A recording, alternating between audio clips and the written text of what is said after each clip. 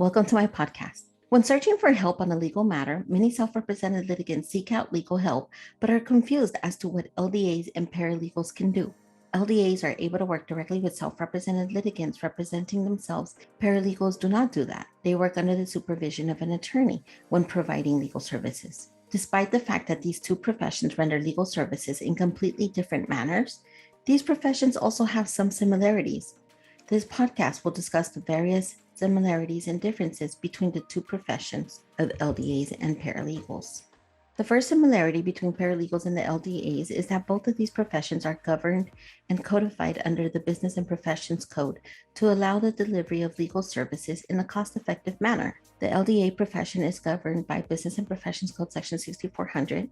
On the other hand, the paralegal profession is governed by Business and Professions Code Section 6450. Secondly, both professions must meet similar education requirements.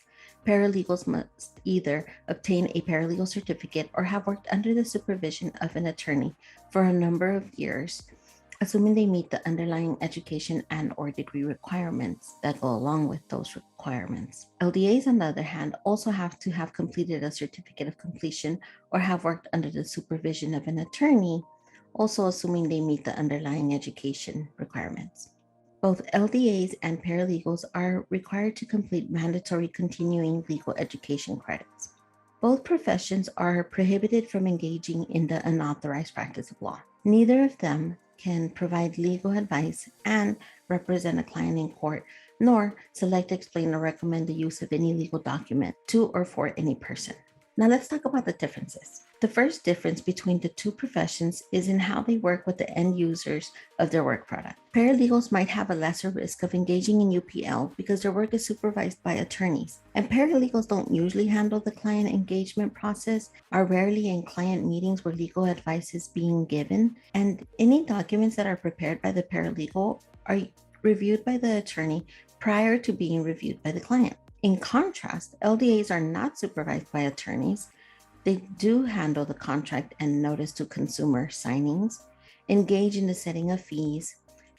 They complete forms at the specific direction of the customer, and they give the final work product to the self-represented litigants to review. If instructed, the legal document assistant can also file and serve those documents at the specific direction of the customer.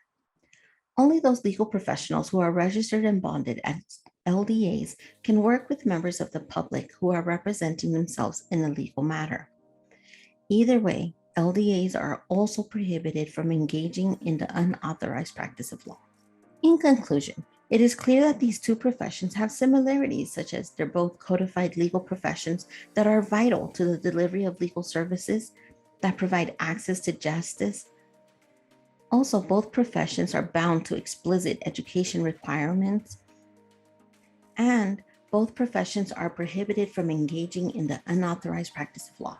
They are also different regarding the services they can prepare, who supervises their work, and to whom they provide those legal services.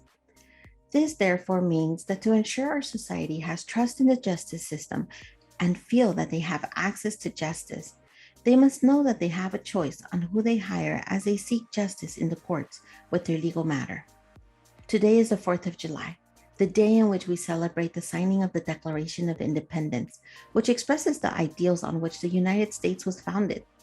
And so I leave you with the quote from the Declaration of Independence.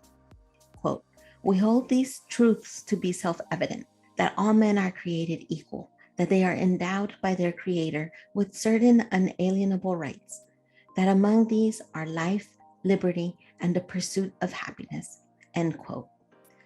So thanks for listening. Please like, share, and subscribe.